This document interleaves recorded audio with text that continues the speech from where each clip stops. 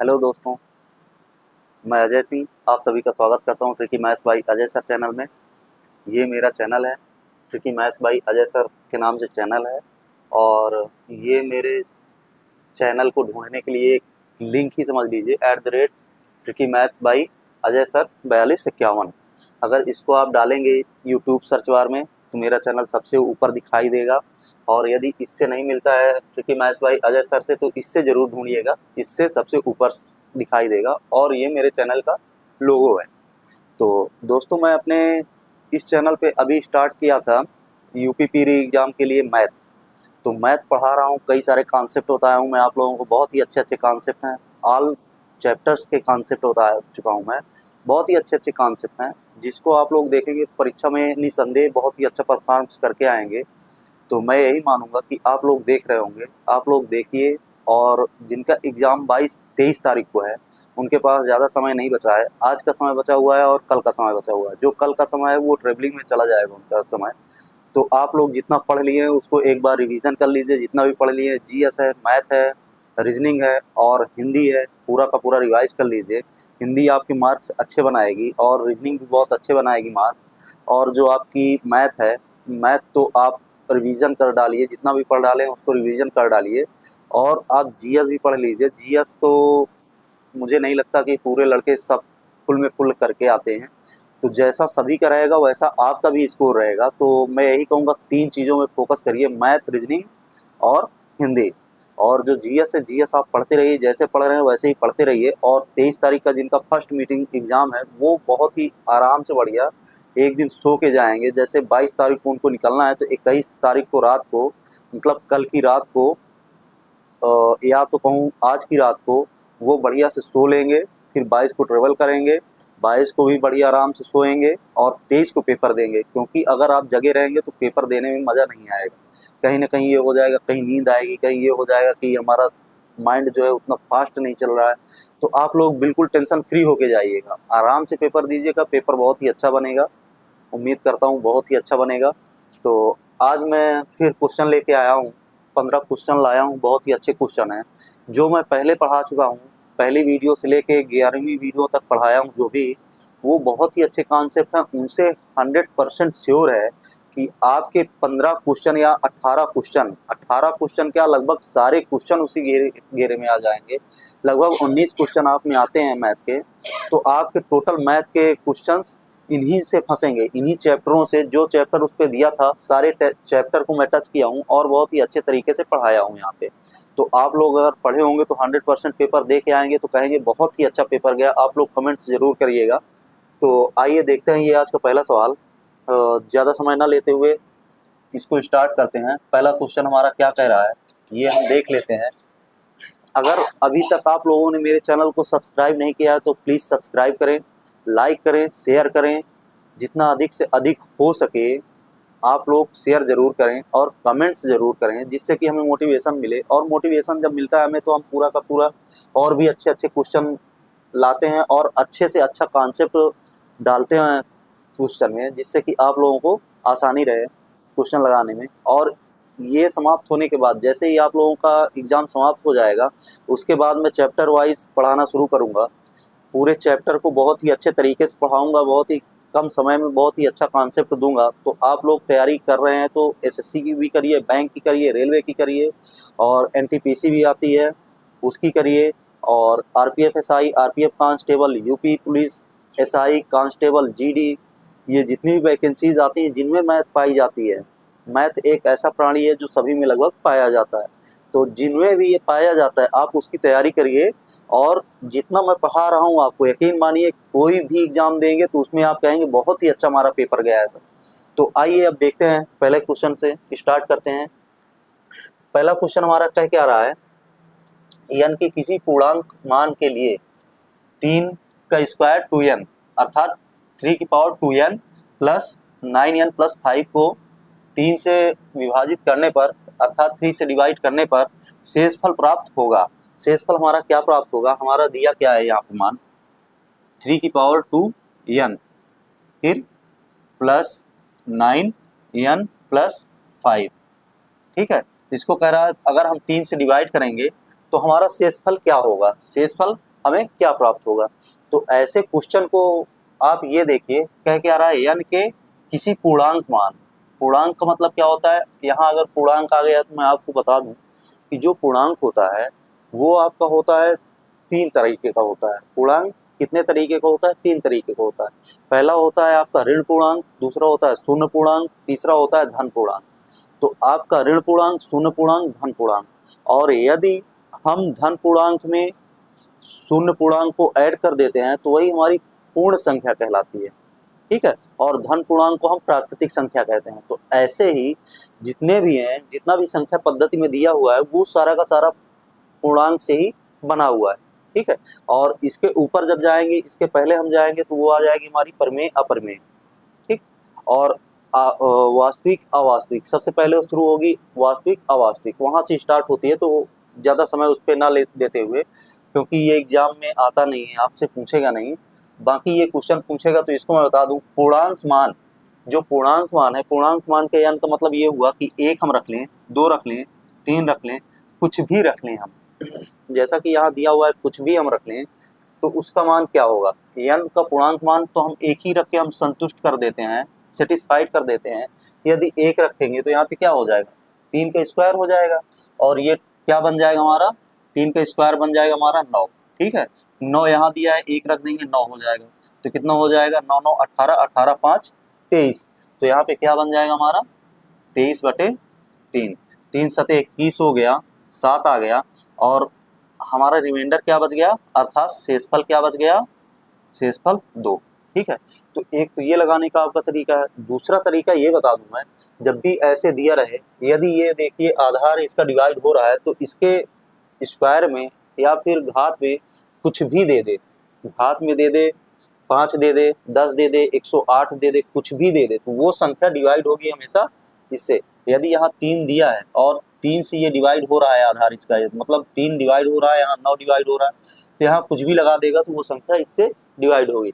जब इससे ये डिवाइड होगी तो यहाँ पर हमारा शेषफल कुछ नहीं बचेगा। एक तो लगाने का तरीका ये हो गया आपका कि यहाँ आपका शेषफल क्या होगा, यहाँ आपका शेषफल कुछ भी नहीं बचेगा, बच क्या गया 5। तो 5 में हम क्या करेंगे, डिवाइडेड बाई 3, ठीक है। तो हमारा क्या रिमाइंडर बच गया 2। तो यही हमारा आंसर हो गया, ठीक। हमें ये सब करने की जरूरत ही नहीं, 1 सेटिस्फाइड कराने की जरूरत ही नहीं है। हम देख लिए कि 3 ये डिवाइड हो रहा है इससे, नीचे वाले से ये भी डिवाइड हो जा रहा है जिसपे n लगा हुआ है, तो मतलब ये संख्या जब डिवाइड हो जाएगी तो रिमाइंडर कुछ नहीं बचेगा। तो बची कौन सी संख्या, ये, बस इसी को उठा के इस पे भाग दे देंगे, हमारा आंसर आ जाएगा। तो हमें कुछ भी नहीं करना है, ऐसे ऐसे क्वेश्चंस हैं उसमें कुछ नहीं करना है। लग रहा है कि बहुत ही बढ़िया क्वेश्चन है, बहुत ही अच्छा क्वेश्चन है, लेकिन ये एक लाइन में सॉल्व हो जा रहा है, तो ऐसे क्वेश्चन को हम बढ़िया नहीं कह रहे, क्योंकि जो थोड़ा सा मेहनत कराता है वो क्वेश्चन बढ़िया होता है। ये तो आपको देखते ही आ जाएगा। और ऐसा क्वेश्चन है ये, अगला क्वेश्चन देख लेते हैं। अगला क्वेश्चन क्या कह रहा है, वो 1.49 गुणे 14.9 माइनस 0.51 गुणे 5.1 डिवाइडेड बाई, पूरा डिवाइड है, ठीक है, 14.9 माइनस 5.1 के बराबर है। अब इसको देखिए करेंगे कैसे, क्या दिया 149 अर्थात 1.49 गुणे 14.9 माइनस 0.51, ठीक है, दशमलव लगा हुआ है, गुणे 5.1, ठीक है, 5.1, ये इन ब्रैकेट है। अब नीचे हम क्या लिखेंगे, नीचे दिया हुआ है 14.9 माइनस 5.1। तो आपको मैं ये बता दूं कि ऐसे क्वेश्चंस को लगाने में, ये तो है सिंप्लीफिकेशन का क्वेश्चन, आप लोग सोच रहे होंगे इसमें बहुत ही जोड़ घटाना करना पड़ेगा। आपको कुछ भी नहीं करना है, आप लोग केवल ये देख लीजिए कि जो संख्याएं दी हैं वहाँ दशमलव बराबर अंकों पे लगा हुआ है कि नहीं लगा हुआ है। अगर नहीं लगा है तो उसको हम बनाएंगे। जैसे कि यहाँ दिया हुआ है 14.9 दिया हुआ है, यहाँ पे क्या दिया हुआ है 1.49, संख्याएं पूरी वही हैं लेकिन दशमलव का स्थान परिवर्तित है। यहाँ 5.1 दिया है, यहाँ 0.51 दिया है, तो हम इसको क्या करेंगे, इसको बनाएंगे।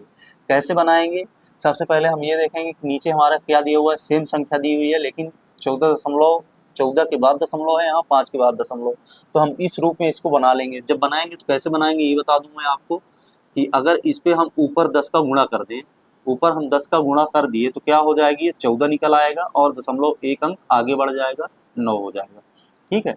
इस पे 10 का गुणा कर दिए ऊपर, तो 10 से हम भाग भी कर दें तो मान में कोई परिवर्तन नहीं होगा, जितने गुणा करेंगे उतने भाग भी कर देंगे। अब ये क्या हो गया, 14.9 हो गया, ठीक है। माइनस इसको भी ऊपर 10 का गुणा करेंगे, 10 का भाग करेंगे तो हो जाएगा 5.1/10, ठीक है, गुणे 5.1, ठीक, ये इतना हो गया। अब इसके बटे हम कर देंगे 14.9 माइनस 5.1, ठीक। अब आगे चलेंगे हम, आगे क्या करेंगे, अब इस ये हो गया, ये हो गया, तो 1/10 जो है, 1/10 दोनों में, तो 1/10 हम कॉमन ले लेते हैं, ठीक है, 1/10 हम बाहर निकाल लिए तो कोई मान में परिवर्तन नहीं होगा। ये क्या बन गया, 14.9, 14.9। तो अगर यहाँ हम लिखते हैं a गुणे a, ठीक है, a गुणे a लिखते हैं तो यहाँ पे क्या होता है, a स्क्वायर हो जाता है, ठीक। तो 14.9 गुणे में है तो क्या हो जाएगा, 14.9 का स्क्वायर माइनस 5.1 भी वैसे ही है, 5.1 का स्क्वायर हो जाएगा, ठीक है। जो लोग थोड़ा सा कमजोर हैं या फिर जो लोग नहीं समझ पा रहे हैं दशमलव कहाँ लगना है, उनके लिए खासकर वीडियो मैं ऐसे बना रहा हूँ, नहीं तो मैं यहीं से करके सीधा सीधा आपको बता देता कैसे काटना है, कैसे दशमलव ऊपर से हटाना है और नीचे से हटा के काट देना है। तो वो दूसरी विधि है, उसको हम शार्ट विधि बोलते हैं, और इसको हम क्या करेंगे, लॉन्ग थोड़ा सा करेंगे। तो इसमें क्या हो जाता है, इसको हमें ये नहीं है कि यहाँ पे घट रहा है तो हम तुरंत घटा दें, नहीं घटाना, हमें जैसे है वैसे उतार लेंगे। तो 14.9 हो गया माइनस 5.1 हो गया, ठीक है। तो ये हो गया 14 इतना। अब हम देखेंगे, जब भी हम देखे होंगे आप लोग जान रहे होंगे a square minus B square का सूत्र क्या होता है, a प्लस बी, एक ब्रैकेट में हो जाता है a माइनस बी, ठीक है। तो यही फार्मूला यहाँ पे लगा हुआ है, a square minus B square, एक कोष्ठक में करेंगे a प्लस बी, एक कोष्ठक में करेंगे a माइनस बी, जिससे कि हमें कैलकुलेशन में या गुणा भाग करने में दिक्कत ना हो, ठीक है। तो इसको हम क्या करेंगे, आगे देखेंगे, 1/10 ये हो गया। अब क्या करेंगे यहाँ पे, a प्लस बी मतलब 14.9 प्लस 14.9 प्लस 5.1, एक ब्रैकेट में हो जाएगा, 14.9 माइनस 5.1, ठीक है। फिर बटे कर लेंगे 14.9 माइनस 5.1, ठीक है। तो ये इतना हो जाएगा। अब हम देखेंगे कि ऊपर और नीचे 14.9 माइनस 5.1 है, 14.9 माइनस 5.1 है, दोनों गुणे में है तो ये कट जाएंगे, ठीक। अब बचा क्या हमारे पास, 1/10, ठीक है।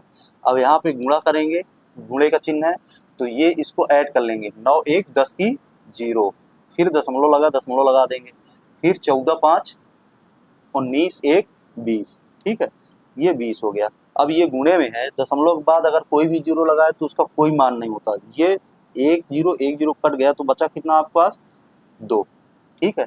तो ये आपका क्या हो गया, आंसर, यही आपका हो गया आंसर। तो इसको हम कहेंगे आपका मेन आंसर, अर्थात कौन सा सही है, आपका सी नंबर करेक्ट आंसर है, ठीक है। और पिछले वाले में कौन सा सही था, आपको तो ये बताया ही नहीं, बी नंबर आपका सही उत्तर है। अगला क्वेश्चन देखेंगे, आप लोग इसको रोक के कंटिन्यू कर लीजिएगा, अपना देख लीजिएगा, नोट डाउन कर लीजिएगा। अब अगला क्वेश्चन है हमारा तीसरा क्वेश्चन है, तीसरा क्वेश्चन भी बहुत ही अच्छा क्वेश्चन है। कह रहा है ए की आय का 60%, ए की आय का 60% बी की आय के 75% के बराबर है। तो बी की आय ए की आय के x% के बराबर है, ठीक है।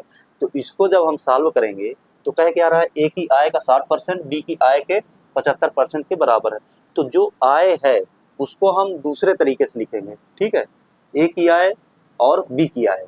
तो इसको हम कैसे करेंगे, जैसे है ए की आय, ठीक है, ए की आय का क्या कह रहा है 60%, 60%, ठीक, बराबर है किसके, बी की आय के 75% के बराबर है। तो बी की आय हो गया 75% के बराबर हो गई, ठीक है। तो 100 से 100 कट गया, सीधा सीधा कट गया। अब 15 से काटेंगे क्योंकि बराबर की इस पार उस पार गुणे में है, तो 15 पचे 75 हो गया और 15 चौके 100, सॉरी 15 चौके 60, 15 चौके 60 हो गया। तो ये क्या आ गया 4a बराबर आ गया 5b। तो इसी का अनुपात हम निकाल लें कि ए अनुपाते का मतलब ये बटे में आएगा, तो ए बटे बी बराबर हो जाएगा 5/4। जब भी ये ऐसे बनता है तो हम लोग क्या करते हैं, कभी कभी कंफ्यूज हो जाते हैं कि इसको हम करें कैसे। तो आप लोग सबसे पहले ऐसे निकाल के तुलना करके लगा लीजिए। तो ए बराबर हम मान लेंगे 5 और बी बराबर हम मान लेंगे 4, जिसके जो सामने है उसको हम उतना मान लेंगे, ठीक है। तो अब क्या कह रहा है, बी की आय क्या है यहाँ पे 4, ठीक है। बी की आय क्या है, ए की आय के x% के बराबर है। बराबर किसके है, ए की आय 5 माने हैं, तो 5 के x%, x/100, x% के बराबर है। दोनों बराबर कर दिए। अब हम क्या करेंगे, यहाँ पे 4 है तो इसको हम इधर ले लेंगे, उसको उधर ले लेंगे, तो x/100 है तो इधर ये गुणे में जाएगा और ये भाग में चला जाएगा, तो 4/5 और ये बटे में है तो गुणे में जाएगा 100, ठीक है। तो 5 × 5 20 × 5 100, तो x बराबर क्या आ गया हमारा 20 × 4 80, ठीक है। तो ये हमारा क्या आया 80%। क्या दिया है, x का मान दिया हुआ है, परसेंट तो लगा ही चुके हैं, x का यहाँ पे क्या दिया हुआ है, मान दिया हुआ है, ठीक है। तो परसेंट तो लग ही चुका है, अब यही हमारा क्या हो जाएगा, आंसर हो जाएगा। तो हमारा सी नंबर करेक्ट आंसर है। आपको ऐसे ही लगाना, तुलना कर लेंगे तो आसान हो जाएगा। यदि आप और सरल लगाना चाहते हैं तो मैं आपको बता दूं, जो भी इसके साथ दिया है 60% दिया है, बी के साथ क्या दिया है 75%, तो हम इनको दोनों क्या कर लेंगे, बदल लेंगे। ए पे क्या हो गया, ए का मान क्या हो गया, ए का मान हो गया सीधा 75%, ठीक है। परसेंट का मतलब परसेंट काट दिए, ए का मान 75 हो गया, और बी का मान क्या हो गया, बी का मान सीधा 60 हो गया, क्योंकि ए पे 60 दिया है और ए पे 60 दिया है तो बी का मान हो गया, बी पे 75 दिया है तो ए का मान हो गया, ठीक। अब इसी को हम कैंसिल कर लेंगे, बटे में कर लेंगे इनको, बस सीधा कैंसिल कर लिए और कितना आ गया ये, यही आपका सीधा आ गया। आपको ये सब करने की जरूरत ही नहीं, लिखने की जरूरत ही नहीं पड़ेगी, सीधा आप मान निकाल सकते हैं। आइए अगला क्वेश्चन देखते हैं। अगला क्वेश्चन क्या कह रहा है, आप जितना शॉर्ट कर सकते हैं पेपर में उतना कर लीजिए, लेकिन ये ध्यान रखिएगा कहीं से गलत ना होने पाए। अगर आपका गलत हो जाएगा क्वेश्चन तो परेशान हो जाएंगे। चौथा क्वेश्चन कह रहा है 30% अल्कोहल वाले एक मिश्रण को 50% अल्कोहल वाले एक मिश्रण में किस अनुपात में मिलाया जाए। किस अनुपात में मिलाया जाए कि मिश्रण में 45% अल्कोहल हो जाए।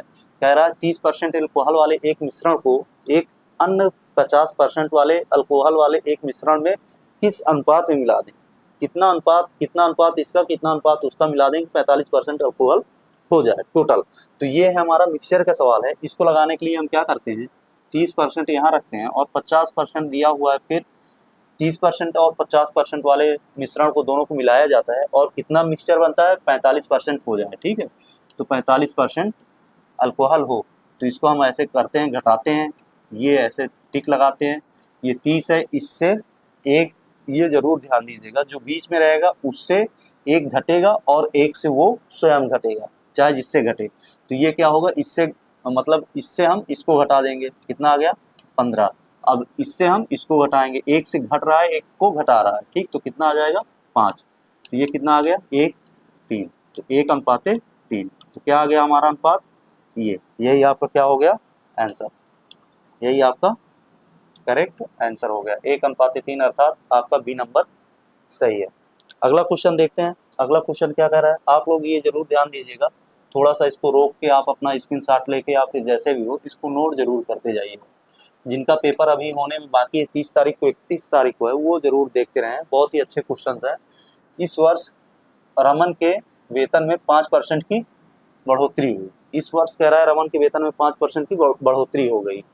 यदि उसका वर्तमान वेतन का मतलब आज का वेतन इस वर्ष जब शुरू होने वाला था, साल शुरू होने वाला था, तभी उसके वेतन में वृद्धि हो गई और 5% की वृद्धि हो गई, तो इस समय जो वेतन मिल रहा है उसका, वो कितना मिल रहा है उसको 1806 रुपए, ठीक है। तो पिछले वर्ष उसका वेतन, तो अभी उसको 1806 रुपए मिल रहा है। जब 5% की वृद्धि हुई है तो पिछले वर्ष क्या था, उसका वेतन कम था मतलब 5% की वृद्धि नहीं हुई थी, तो इसका वेतन कम मिल रहा था। तो वही हम निकालेंगे। अगर हमारा ये दिया हुआ है तो निकालने का तरीका आपको बता दूं कि 18,806 रुपए, ठीक है। ये आपको दिया है 1806 रुपए दिया हुआ है। अब ये कह रहा है कि 5% की वृद्धि हुई है। अगर 5% की वृद्धि होने के बाद इतना मिल रहा है इसको, 5% की वृद्धि होने के बाद कितना मिल रहा है, इतना मिल रहा है। तो जैसे आप लोग देखेंगे कह क्या रहा है कि 5% की वृद्धि का मतलब क्या हुआ, आपको बता चुका हूँ, जब भी परसेंट होता है तो उसमें 100% पूर्णतया होता है, ठीक है। तो 5% ये 100% है, 5% की वृद्धि हो गई तो हम क्या करेंगे, इसमें 105% डाल देंगे, ठीक। तो ये क्या हो गया, 105% में क्या हो गया, 105% में कितना मिल रहा है इसको वेतन। तो 100% में कितना था, पिछले वर्ष उसका वेतन कितना था, तो पिछले वर्ष का मतलब हो गया पीछे चला गया, मतलब 100 पे। जैसे कि अभी वेतन वृद्धि होकर इतना मिल रहा है तो 100 पे कितना मिल रहा था उसको, पहले कितना मिल रहा था, तो ये निकालना है। जैसे यहीं हम मान लेते हैं कि पहले का वेतन क्या था, पिछले वर्ष का वेतन, पिछले वर्ष का वेतन प्रतिशत कितना था, 100, ठीक है, 100%। और वर्तमान वेतन प्रतिशत, ठीक है, ऐसे कर लेते हैं। तो ये क्या हो गया, 5% की वृद्धि होकर 105 आ गया। तो यहाँ से भी हम मान के ऐसे भी लगा सकते हैं, या तो हम ऐसे भी देख लें कि पूर्णतया किस में होता है, 100 में होता है। तो 100% यदि हम निकालेंगे इसका तो कितना हो जाएगा, 1806 गुणे, अब 100 का निकाल रहे हैं तो 100 हो जाएगा, और 105 का पहले ही हम निकाल चुके हैं तो ये हो जाएगा इतना, इसके बराबर ये था। तो इसको हम करेंगे क्या, 5 से काटेंगे, 5 दूनी 10, 21, 20 हो गया, और इसको 3 से काट देंगे, 3 सते 21, और ये हो जाएगा 3 छंग 18, 0, 3 दूनी 6, ठीक है। 7 से फिर काट देंगे, 7 एकम 7, और 7 एकम 7 अठे 56, 56 हो गया, 56 4 60, तो 42 हो गया, 7 छंग 42, कितना आ गया, 86। तो ये आया हमारा कितना, 86 गुणे 20 बराबर कितना हो जाएगा, 0 हो गया, 12 की 2 हो गया, 8 दूनी 16, 1 17, ठीक है। तो ये क्या हो गया, 1720। तो ये आपका क्या हो गया, आंसर हो गया, अर्थात आपका ए नंबर करेक्ट आंसर है, ठीक है। आपका ए नंबर आंसर हो जाएगा 1720 रुपये। पिछले वर्ष उसके कितने वेतन थे, 1720 रुपया वेतन था, ठीक। तो आप लोग ऐसे निकालेंगे, जो बता रहा हूँ वो सही है। 105 पे आप पहले कर लेंगे, और 100% में होता है तो 100 क्या है, 105 से कम है, मतलब पिछले वर्ष का हो गया, तो इसको हम निकाल लेंगे ऐसे, ठीक है। अब अगला क्वेश्चन क्या कह रहा है, अगला क्वेश्चन हम निकालेंगे। यदि यहीं आप लोग देख लीजिए, 2 वर्ष का पूछ लिया होता तो हम 105 यदि प्रेजेंट का दिया होता हमें, और 2 वर्ष पहले का पूछा होता तो हम उसको वैसे ही निकालते, डबलिंग करके उसको पीछे ले जाते। जैसे 105 है तो 105 2 वर्ष पहले का बराबर करते, 105 गुणे 105 बराबर इतना करते, फिर किस पे निकालते, 100 गुणे 100 पे निकालते, तब हम जाके इतने पे आ जाते, तो वही हो जाता हमारा, 105 का और गुणा हो जाता, 100 का और गुणा हो जाता, ऐसे ही काट के हमें निकालना था। अगला क्वेश्चन क्या कह रहा है आपका, एक परीक्षा में 70% प्रतियोगी अंग्रेजी में, 80% प्रतियोगी गणित में सफल होते हैं, क्या होते हैं, सफल होते हैं, और 10% प्रतियोगी दोनों विषयों में असफल होते हैं। ये क्वेश्चन आप लोगों के एग्जाम को देखते हुए बहुत ही महत्वपूर्ण क्वेश्चन है, हमेशा क्वेश्चन दिखाई देता है, तो आप लोग ध्यान दीजिएगा, आपके एग्जाम में आ भी सकता है, आ क्या सकता है, आएगा, 100% कह रहा हूँ कि आएगा ही, किसी न किसी शिफ्ट में दिखेगा ऐसा क्वेश्चन। असफल होते हैं, यदि 144 प्रतियोगी दोनों विषयों में सफल होते हैं तो प्रतियोगियों की कुल संख्या क्या है। आपको मैं पहले भी ये क्वेश्चन करा चुका हूँ, कई बार करा चुका हूँ, मुझे लगता है कि दूसरी वीडियो, पहली वीडियो और तीसरी वीडियो के आसपास ये तीनों वीडियो में कराया हूँ मैं, बहुत ही अच्छा ट्रिक बताया हूँ। जब भी, आज फिर देख लीजिए, जब भी ये दिया हो कि दोनों विषयों में, जब दोनों विषयों में जो भी दिया हो उसी का हम फिगर बनाते हैं, वेन डायग्राम बनाते हैं, तो हम यहाँ वेन डायग्राम नहीं बनाते, उसी पे निकालते ही। तो दोनों विषयों में क्या है, असफल, असफल वाले हैं, तो सबसे पहले हम देखेंगे कि सफल वाले कितने हैं, 70। तो गणित में, अंग्रेजी में कितने असफल हुए, जब 70 सफल हुए तो अंग्रेजी का मतलब क्या हुआ, इंग्लिश, इंग्लिश में कितने असफल हो गए, 70 सफल हो गए, तो असफल कितने हुए, 30%। और गणित अर्थात मैथ, मैथ में यदि 80 सफल हो गए तो असफल कितने हुए, 20%, ठीक है। क्यों हम असफल क्यों निकाल रहे हैं, यहाँ पे फेल वाले हम क्यों निकाल रहे हैं, क्योंकि हमारा ये जो दोनों दिया हुआ है, दोनों विषयों में असफल का दिया हुआ है, तो असफल का हम निकालेंगे। अब हम क्या करेंगे यहाँ पे, मैं आपको पहले ही बता चुका हूँ, जब भी ये दिया रहे तो असफल वालों को जब भी हम घटाएंगे 100 से तो क्या आएगा, सफल आएगा। और इसको घटाने के लिए क्या करेंगे, ये फेल वाले हैं तो सबसे पहले हम इसको घटा देंगे 30 माइनस 20, और जो दोनों विषयों में असफल हुए हैं उनको हम जोड़ देते हैं। यही मैं आपको बताया हूँ, पहले भी बताया हूँ कि जो भी आता है दोनों विषयों में रहता है उसको हम जोड़ देते हैं। यदि सेम है तो दोनों को घटा देंगे अलग अलग, पहले विषय दूसरे विषय घटाएंगे और जो दोनों में रहेगा उसको हम जोड़ देंगे। तो कितना आ जाएगा ये हमारा, ये 30 20 50 हो गया, 50 से 10 चले गए, कितना आया 40, और 40 को यदि हम इससे घटाएंगे 100 से कितना आ जाएगा 60, तो क्या आया हमारा 60%। ठीक है, 60% क्या है, ये सफल, ये क्या आया है सफल, कुल 60% क्या है सफल है। ठीक है, यदि 144 प्रतियोगी दोनों विषयों में सफल होते हैं, 144 प्रतियोगी ऐसे हैं जो दोनों विषयों में अब सफल हो रहे हैं, तो दोनों विषयों में सफल हो रहे हैं 144। ठीक है, तो ये क्या आया है सफल, पूरे टोटल सफल आ गया, दोनों विषयों में हो या एक विषय में, दोनों का मतलब जो सफल हैं वही सफलता का ये आया परसेंट। तो इसको 60% अगर हम करके इतना देखेंगे तो क्या क्या रहा, प्रतियोगियों की कुल संख्या। ठीक है, जब प्रतियोगियों की कुल संख्या पूछा मतलब 100%, तो 100% पे इस पे हम निकाल लेंगे, क्या आ जाएगा ये बराबर हो जाएगा 144 गुणे 100/60, 0 से 0 कैंसिल हो जाएगा, 6 कम 6, 6 दूनी 12, 6 चौको 24, बराबर कितना हो जाएगा 240। 240 यही आपका करेक्ट आंसर हो जाएगा, 240 आपका क्या हो जाएगा आंसर, अर्थात बी नंबर आपका सही है। इसमें कुछ भी नहीं करना था, अगर आप लोगों ने अच्छे से समझ लिया है, ये तो मैं चला रहा हूँ पेन आपको समझाने के लिए कि आपको और भी अच्छा समझ में आ जाए, पेपर में आए तो आपका हो जाए। अगर आप लोगों ने बढ़िया से इसको लगा लिया, 2 क्वेश्चन या 3 क्वेश्चन लगाने हैं इसके, आप लगा लिए हैं बढ़िया, अगर आ गया है आपको तो ये तो आप तो राउंड अप अपने माइंड में करके निकाल देंगे, केवल ये लिख के आप कट करके निकाल लेंगे। ठीक है, अब अगला क्वेश्चन देखते हैं। वीडियो मेरी ज़्यादा लंबी हो जाती है तो मैं ज़्यादा समय बर्बाद ना करते हुए थोड़ा सा स्पीड और बढ़ाऊंगा, जिससे कि आप लोगों का ज़्यादा समय नष्ट ना हो। अब कमल के पास कुछ सेब हैं, अब कह रहा है कुछ सेब हैं उसके पास। ठीक है, उसने जितने जितने खाएं उससे 40% अधिक बेचे। ठीक है, अब उसके पास कुछ कुछ सेब थे, तो कह रहा जितने उसने खाए हैं उससे 40% अधिक वो बेच दिया। तो यहाँ पे हम क्या मान लेंगे, कुछ सेब, या तो मान ले या तो हम मानने वाला काम करते नहीं है, मैं तो डायरेक्ट बताने वाला हूँ। अपने वीडियो में हमेशा आपको डायरेक्ट बताता हूँ कि आप डायरेक्ट निकालिए, मानने वालों में थोड़ा सा दिक्कत हो जाती है, क्या माने क्या ना माने, तो हम वैसे ही कर लेते हैं, जैसे कि उस पर दिया है वैसे ही हम लगाते चलते हैं, कोई मानना नहीं।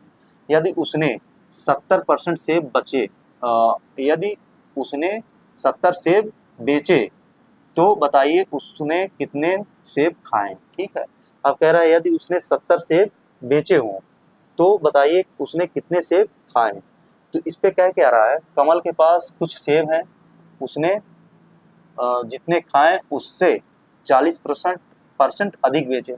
अब कह रहा है जितने खाए हैं उससे 40% अधिक बेचे हैं, तो 40% मान लिया गया। मान लें, एक तरीके से आपको मान के बता दें, तो खाए हुए सेब, खाए हुए सेब, ठीक है, कितने सेब खाए 100%, 100% सेब ये अगर खाया है तो बेचा कितना है, बेचा कितना है, ये बेचा 140।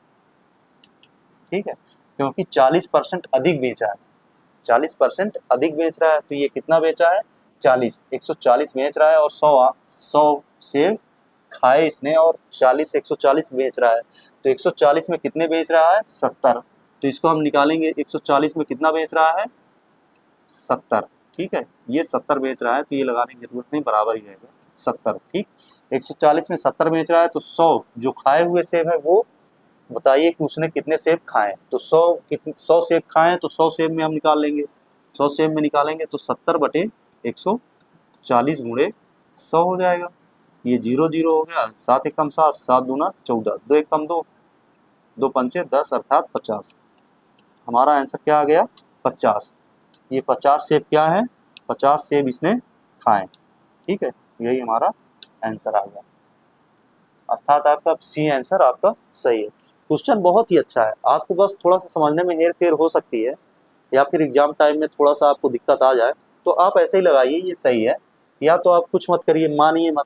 क्या होता है 40% अधिक है, 140 में क्या हुआ 70 सेब बेचे, मतलब 140 अधिक बेचे हैं तो 70 सेब बेच लिए, 140 में क्या हुआ 70 हो गया। अब हम 100 निकालते हैं हमेशा, तो 100 पे हम निकाल लेंगे तो क्या आ जाएगा खाए हुए सेबों की संख्या, 100 में हमेशा आ जाता है आपका आंसर। ठीक है, अगला क्वेश्चन। अगला क्वेश्चन क्या है, अगला क्वेश्चन सॉल्व करेंगे आपका शायद आपका 8वां क्वेश्चन है। ए का वेतन 50% घटा दिया, ए का वेतन 50% घटा दिया गया और बाद में 50% बढ़ा दिया गया, उसे कितने प्रतिशत की हानि होती है। तो आपको बता दूं, आप लोगों ने देखा होगा, जैसे कभी होता है ना, आप लोग सुने होंगे कि किसी का वेतन 50% बढ़ गया और फिर क्या होता है, थोड़ा सा महंगाई बढ़ गई या फिर सस्ता हो गया तो कहते हैं उसका वेतन 50% फिर कम कर दिया गया। तो आप लोगों को ये लगता होगा, बहुत स्पीड में रहेंगे तो आप लोगों को ये लगेगा यार 50% बढ़ा तो दिया गया है और 50% उसका वेतन घटा भी दिया गया, तो मतलब क्या हुआ, जहाँ था वहीं पहुँच गया, मतलब जहाँ था वहीं पहुँच गया, मतलब कोई फायदा नहीं हुआ है, ना प्रॉफिट हुआ है ना लॉस हुआ है उसका। तो आप लोग अब ऐसा मत कहिएगा किसी से कि उसको ना प्रॉफिट हुआ है ना लॉस हुआ है, क्योंकि आप लोग अगर देखेंगे तो तुरंत मार देंगे नो लॉस, मतलब कोई हानि नहीं हुई है।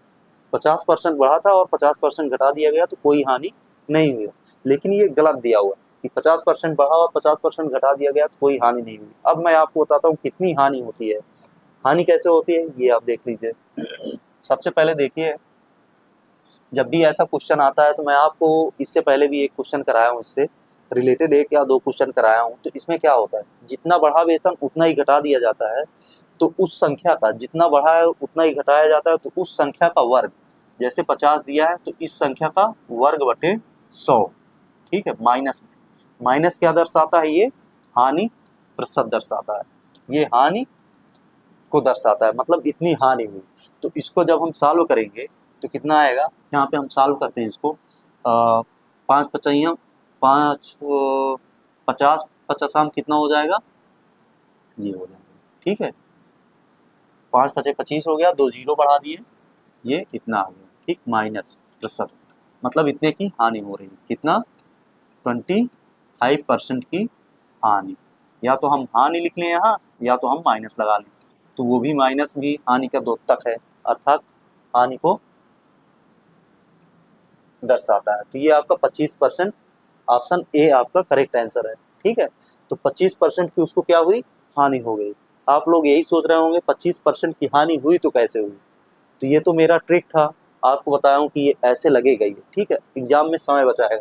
और मैं आपको इसको ऐसे भी दिखा देता हूँ कि कैसे हानि हुई है और क्यों ये रो रहा है। मेन रीज़न इसका ये है कि जैसे आपके पास कितना है, 100 है, 100 अभी है आपके पास और 50% घटा दिया गया। आपका वेतन अगर 50% घटा दिया गया तो कितना बचेगा आपका वेतन, 50। कितना बच जाएगा, 50। अगर 50% घटाया गया मतलब आधा कर दिया गया तो 50 बच गया। अब कह रहा है 50% बढ़ा दिया गया, तो बढ़ाने का मतलब ये नहीं है कि 50 घटाया गया तो 50 ही इसमें बढ़ा दिया जाए, इसमें 50 बढ़ा दिया जाए इतना हो जाए।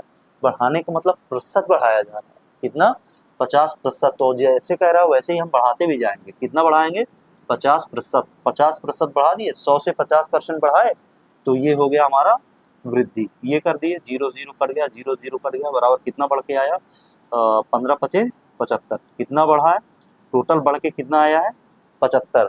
ठीक है, ये कितना आया 15%। अगर 50% हमने बढ़ाया वेतन, पहले 50% घटाया फिर 50% बढ़ाया तो कितना आ गया, बढ़ा हुआ 75।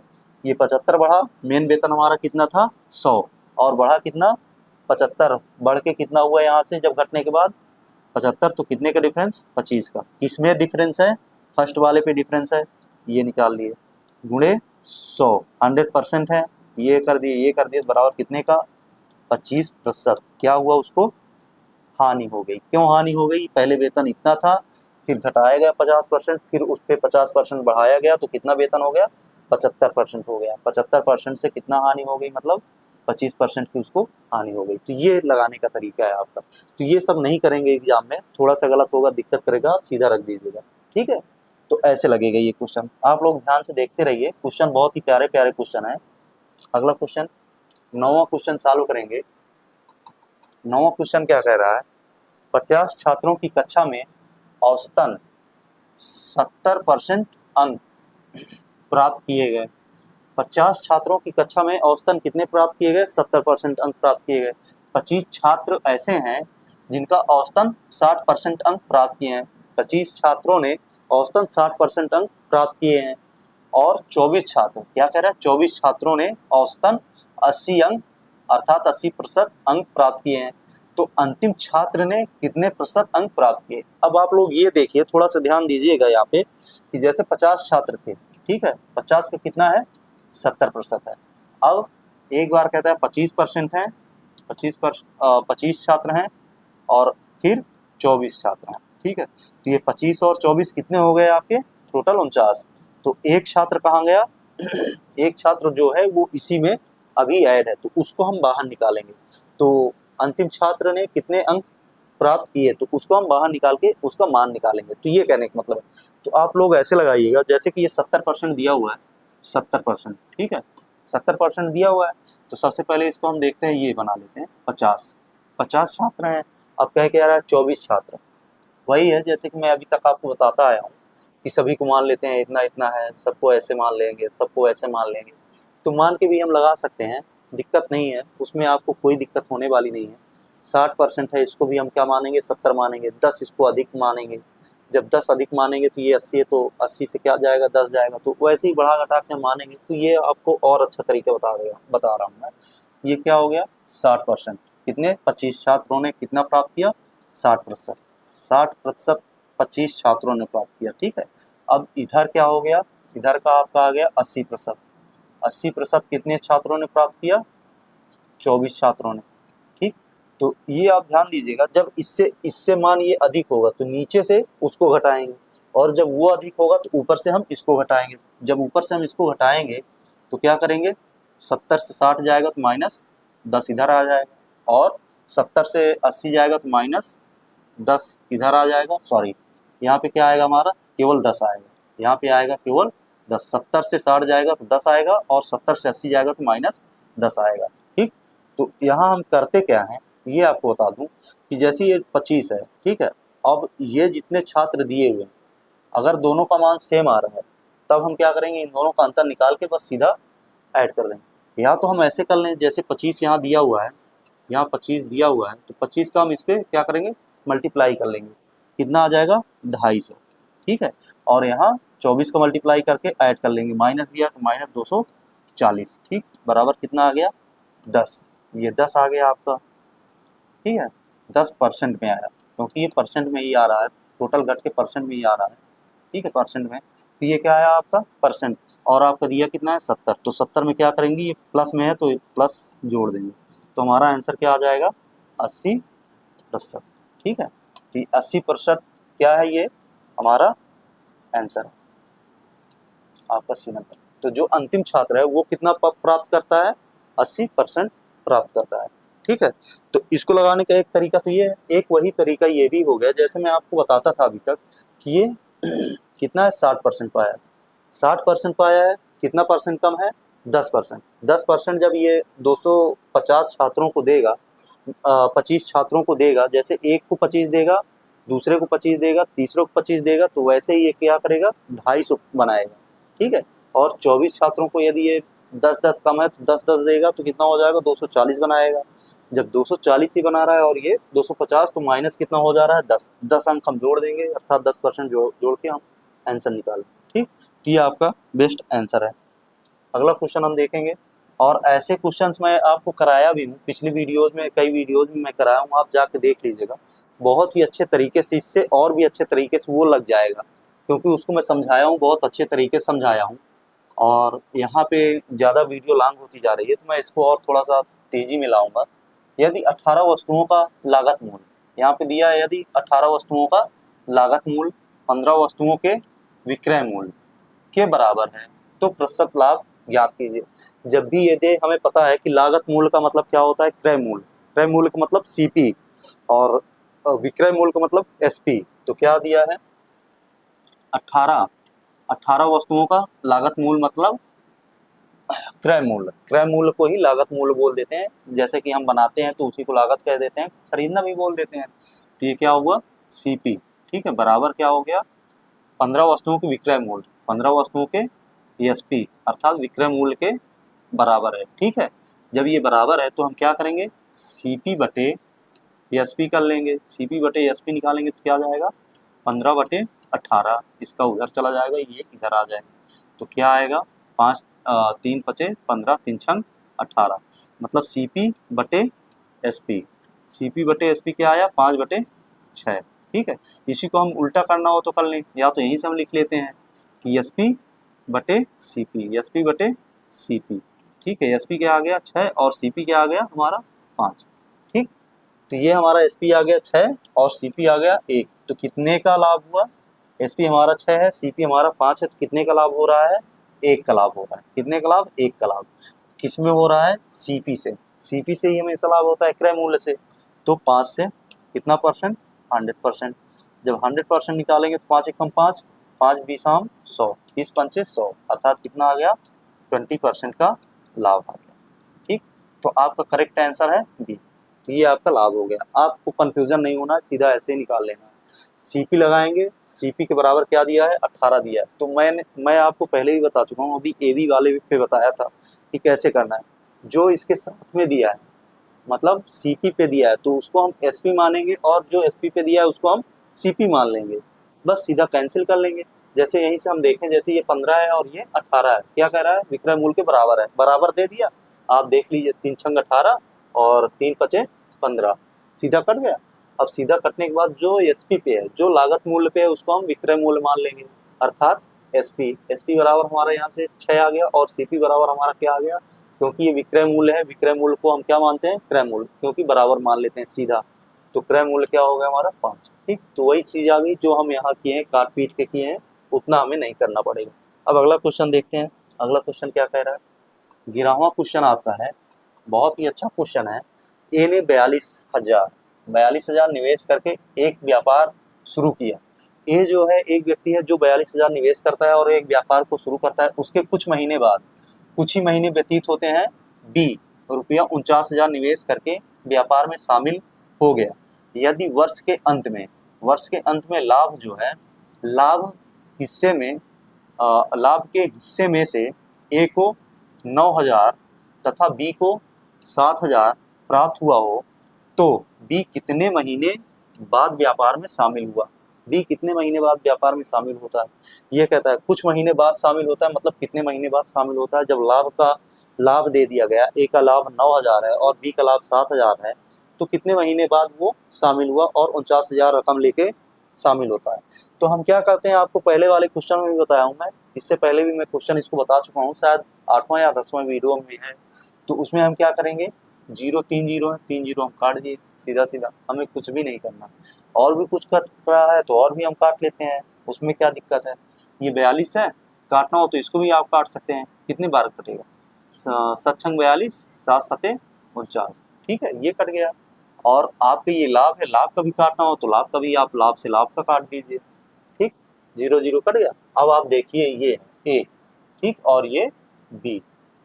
तो होता क्या है ऐसे क्वेश्चनों में, क्या होता है, ये जो होती है राशि गुणे समय बराबर लाभ होता है।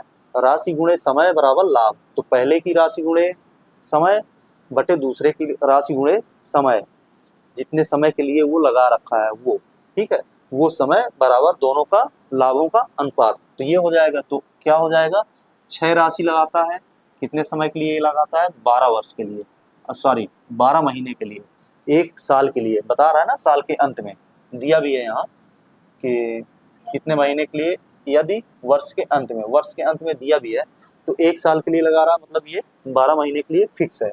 ये तो हो गया इसका राशि और लाभ, नहीं सॉरी, राशि हो गया और समय हो गया, तो ये क्या हो गया, लाभ हो गया इसका लाभ कितना निकल आया वो भी लिख लेते हैं। लाभ कितना निकला था, 9। ठीक है, और फिर दूसरे वाले का, बी वाले का कितना हो गया, 7 राशि लगाता है और कितने समय के लिए लगाता है हमें पता नहीं है, टी समय के लिए लगा दिया। ठीक, अब इसका लाभ कितना था, 7। जब इसका अनुपात निकालेंगे तो इसका भी हम अनुपात निकाल लेंगे। अब इसको हम सॉल्व कर लेंगे, सीधा सीधा सॉल्व करेंगे। अब ये देखिए नीचे नीचे है, अगर हम इसको यहाँ गुणा करेंगे तिरछा तो 7 ऊपर जाएगा, जब ऊपर जाएगा तो ऊपर नीचे 7 कट जाएगा, काट देंगे। अब इसको हम काटेंगे, 3 एकम 3 त्रिका 9, 3 दूना 6, फिर काटेंगे, कट रहा है 3 एकम 3 और 3 चौके 12 4, ठीक। तो इसको जब हम ले जाएंगे उधर टी बराबर क्या होगा 4, ठीक। ये 4 आ गया, सॉरी 4 नहीं आएगा 8 आएगा, क्या दिया हुआ है यहाँ पे 4, यहाँ 4 हो गया। जब टी का हम मल्टीप्लाई करेंगे तो ये क्या हो,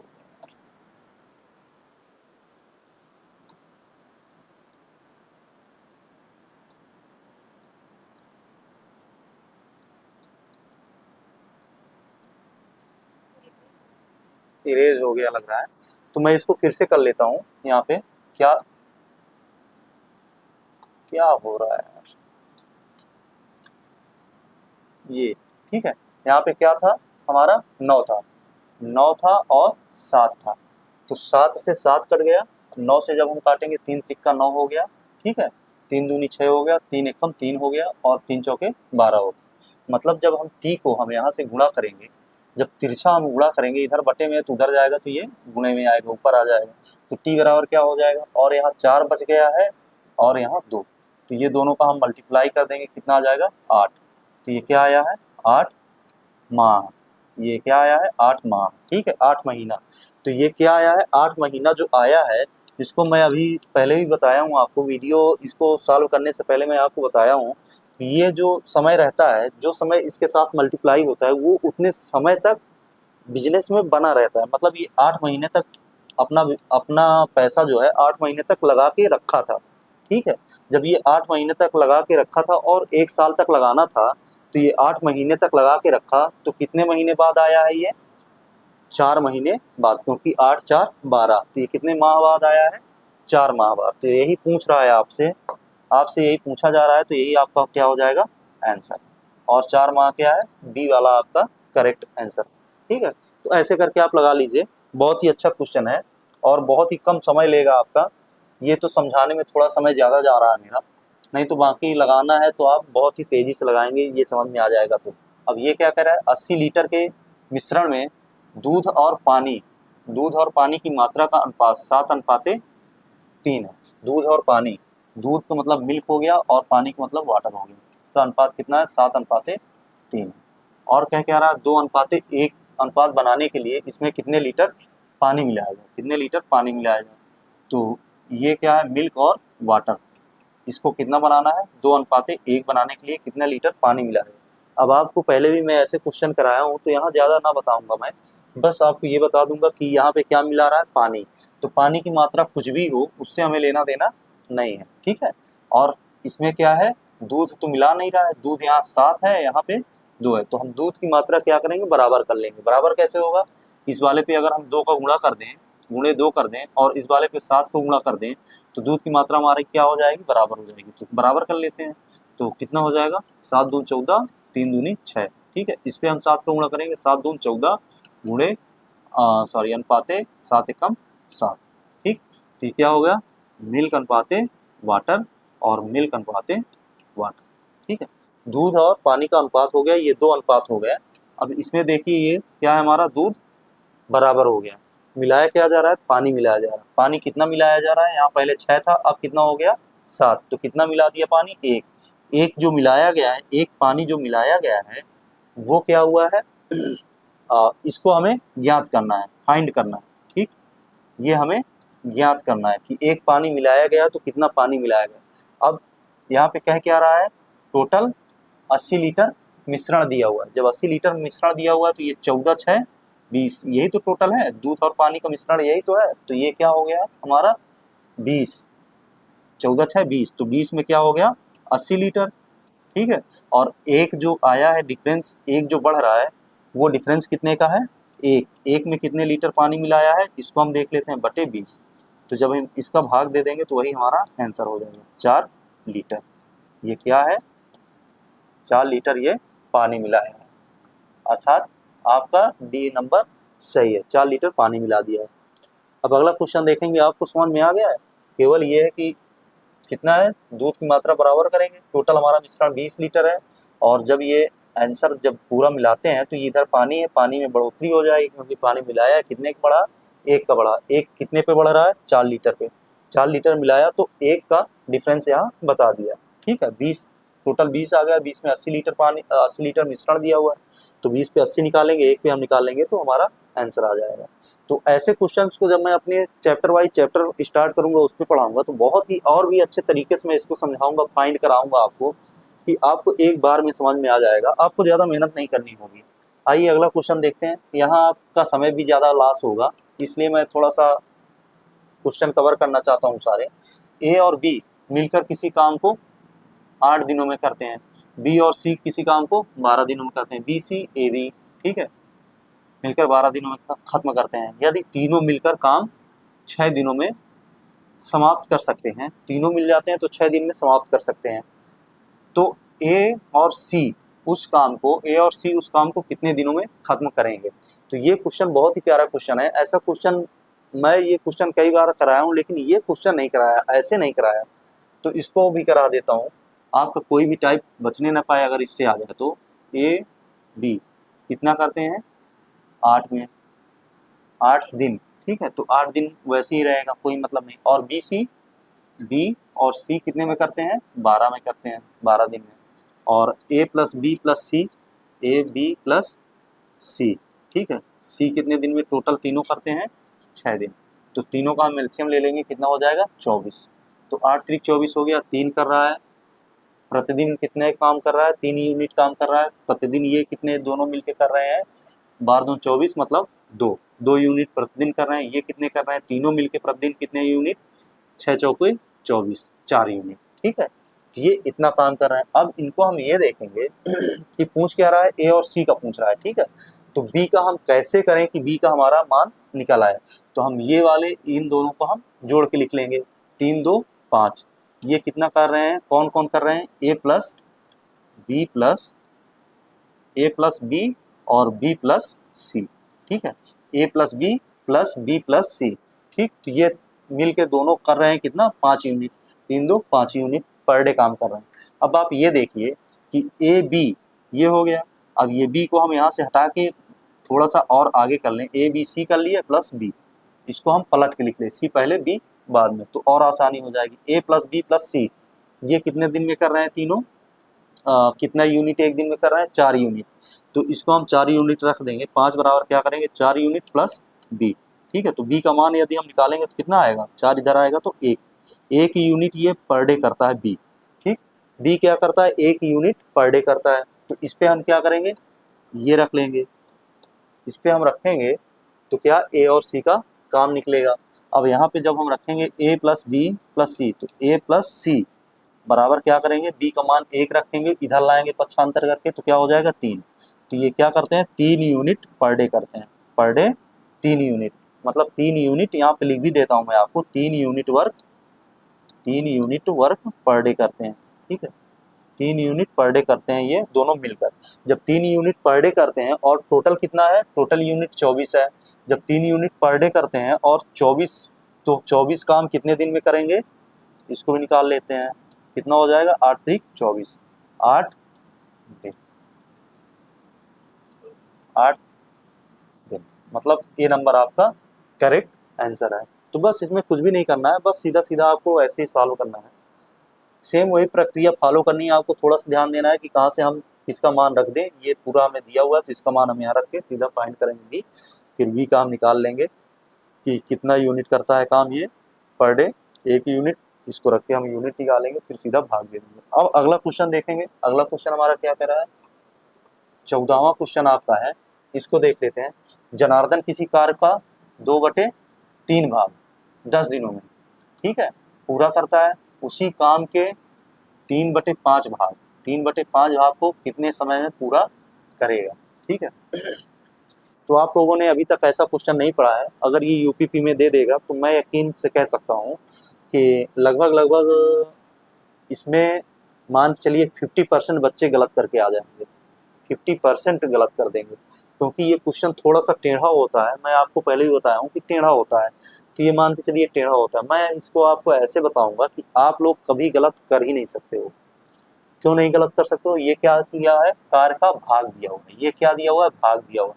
तो आप कोई फार्मूला मत लगाओ, केवल ये वाला लगा दो, m1 और d1, अगर t1 दिया तो t1, नहीं तो w2 बराबर m1 m2 d2 w1। या तो ये कर लीजिए, या तो यही w को इसके बटे w1 w2 कर लीजिए इस तरीके से, यहाँ w1 बटे में कर लें और wn1 यहाँ से हटा के यहाँ w2 कर लें। ये भी हमारा फार्मूला ठीक है।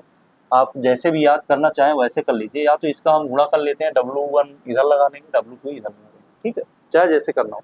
आप यहाँ ये देखिए, ये क्या हमारा दिया हुआ है, w1, और ये क्या दिया हुआ है, d1, ठीक है, और ये क्या दिया हुआ है, w2, और पूछ क्या रहा है, d2 पूछ रहा है, ठीक है, d2 पूछ रहा है। और m के स्थान पे m1 m2 के स्थान पे जनार्दन है, जनार्दन ही दोनों काम कर रहा है, तो m1 क्या हो जाएगा, 1, m1 1 हो जाएगा, m2 वो भी 1 ही हो जाएगा, क्योंकि एक ही व्यक्ति है, इससे हमें लेना देना नहीं। तो d1 कितना हो गया आपका, d1 हो गया 10, ठीक है, तो 10 हम रख लिए। और w1 कहाँ दिया हुआ है, 2/3, तो 2/3 रख लिए बराबर, d2 कितना है, d2 पूछ रहा है, रख देंगे, w2 कितना है, w2 आपका 3/5, ठीक, ये हो गया।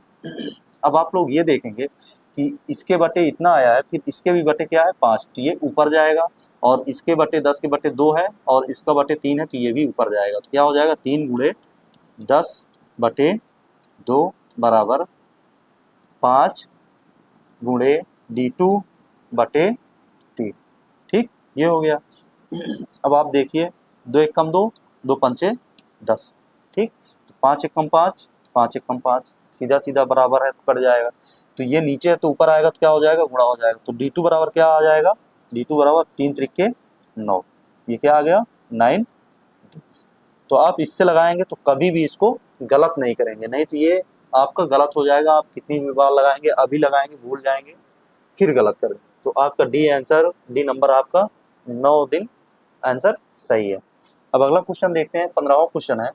15वां क्वेश्चन भी बहुत ही अच्छा क्वेश्चन है। ये क्वेश्चन हमें लगते तो हैं, आपका शायद टाइम ज़्यादा हो गया होगा, तो इसको मैं और थोड़ा सा ब्रीफ करना चाह रहा हूँ, तो थोड़ा सा ब्रीफ करूँगा इसको। यहाँ पे क्या दिया है, 2 रेलगाड़ियों की चालों का अनुपात कितना है, 5:6 है, तथा उनकी लंबाइयों का अनुपात 5:3 है। तो एक खंबे को पार करने में लिए गए उनके समय का अनुपात क्या होगा। तो आप लोगों को पहले भी मैं ऐसे क्वेश्चन कराया हूँ, लेकिन ये अनुपात में नहीं कराया था। तो ये अनुपात वाले क्वेश्चन आपको लग तो रहा होगा बहुत अच्छा क्वेश्चन है, बहुत ही प्यारा क्वेश्चन है, बहुत आराम से हो जाएगा, लेकिन आप कर नहीं पाओगे। जब इसकी ट्रिक आप जानते रहोगे तो आसानी से कर लोगे, आपको कुछ भी नहीं करना। जैसे हम वहाँ क्वेश्चन कर रहे थे, सेम वैसे ही क्वेश्चन यहाँ भी करना। तो देखते हैं कैसे करेंगे हम। करने का तरीका मैं आपको बताता हूँ, करना आप ही को है। चालों का अनुपात स्पीड है, ठीक है, स्पीड है, 2 रेलगाड़ी, चालों का अनुपात है, ठीक है, तो S1:S2, ठीक, क्या है, स्पीड 1 स्पीड 2, 6:5, ठीक, 6:5 हो गया, स्पीड हो गई। और कह रहा है लंबाइयों का अनुपात, उनकी लंबाई, जो रेलगाड़ी है किसी खंबे को पार करती है तो अपनी लंबाई के बराबर वो दूरी तय करती है। तो ये क्या हो गई, दूरी। तो ये क्या दिया हुआ है, दूरी दिया हुआ है, या तो L1 हम मान लें, या तो D1 मान लें, N1/L2, L1 L2, ठीक है, 5:2। तो ये क्या हो गई, ये दूरी हो गई, ये दूरी हो गई, ठीक। सॉरी, ये थोड़ा सा गलत हो गया है, तो वहाँ पे 3 दिया हुआ है, ठीक है, ये 3 दिया हुआ है, तो ये क्या है, 5:3, ठीक। तो ये आपकी दूरी है। तो ये तो आपको पता हो गया कि अपने लंबाई के बराबर ये जो दूरी तय करती है वही इसकी लंबाई होती है। तो ये दूरी, और ये समय दिया हुआ है। पूछ क्या रहा है आपसे, समय का अनुपात पूछ रहा है, चालों का अनुपात दिया हुआ है ये, और समय का अनुपात पूछ रहा है। तो आपको पता है कि जो चालों का अनुपात होता है, जो समय पूछता है, तो समय बराबर क्या होता है, दूरी बटे चाल, यस। तो ये क्या होता है हमारा समय, ठीक। तो समय का अनुपात पूछ रहा है, तो सीधा सीधा हम क्या कर देंगे, ये हमारी दूरी हो गई, ये हमारी चाल हो गई। तो यहाँ पे लिख देंगे हम 5/6। हमें कुछ भी नहीं करना, कहीं से भी कुछ नहीं करना, अनुपात में दिया है, हम अनुपात में ही सॉल्व कर लेंगे, सही दिया है तो हम सही सॉल्व करेंगे, अनुपात में दिया अनुपात में। हमें कोई फर्क नहीं पड़ता कि क्वेश्चन कैसे दे रहा है, हमें केवल सॉल्व करना है। जो हमारा नियम है हम नियम से ही चलेंगे और नियम के अनुसार ही सॉल्व करेंगे इसको, ठीक है। तो सॉल्व करेंगे, 5/6 हो गया। अब क्या आएगा, फिर यहाँ पे 3 दिया है तो 3/5, ठीक, ये आ गया। अब हम इसको बराबर कर लेंगे। बराबर कैसे करेंगे ये भी आपको बता दूंगा। यहाँ 6 दिया है, यहाँ 5 दिया है। जब 6 और 5 दिया है तो दोनों का हर क्या होना चाहिए, बराबर होना चाहिए, तभी हम अनुपात में इसको गायब कर पाएंगे। तो इसको हम बनाने के लिए क्या करेंगे, दोनों को बराबर करने के लिए या तो हम ऐसे कर लें या तो हम सीधा सीधा देख लें कि दोनों का एलसीएम कितना हो जाएगा, 30 हो जाएगा, ठीक, 30 हो जाएगा। तो 6 पंचे 30, 5 का गुणा कर लेंगे, 5 पचे 25 अनुपाते, फिर 5 छक्का 30, 6 त्रिक 18। तो ये हम 30 दोनों के बटे हो गया, तो इसको हम गायब कर दिए। तो बन क्या गया, या तो हम ऐसे कर लें कि दोनों को बराबर करने के लिए हर में कितने का गुणा करें, 6 का। तो ये 1/6 का 6/6 का हम इस पे गुणा कर लें और 5/5 का इस पे गुणा कर लें। तो हर क्या हो गया, 6 पंचे 30, 6 पंचे 30 बराबर हो गया। अब बन क्या गया, 5 5 25 और 6 त्रिक 18, ठीक। तो ये आपका क्या हो गया, अनुपात हो गया, किसका, T1 अनुपाते T2, ठीक। तो ये आपका मेन अनुपात हो गया, यही आपका आंसर हो जाएगा। कितना आ रहा है, 25/18। आपका सी नंबर करेक्ट आंसर है। आज के क्वेश्चन बहुत ही अच्छे थे, बहुत ही बढ़िया क्वेश्चन थे। आपको लगा होगा कि बहुत ही नॉर्मल क्वेश्चन है देखने में, लेकिन सारे क्वेश्चन बहुत ही अच्छे थे। आपका जो एग्जामिनर पूछता है, आपके एग्जाम में जो पूछता है, वो सेम ऐसे ही क्वेश्चन डालता है जिसमें लड़कों को लगे कि बहुत अच्छे क्वेश्चन है, लेकिन लगाने लग जाए तो उलझ जाए उस पर।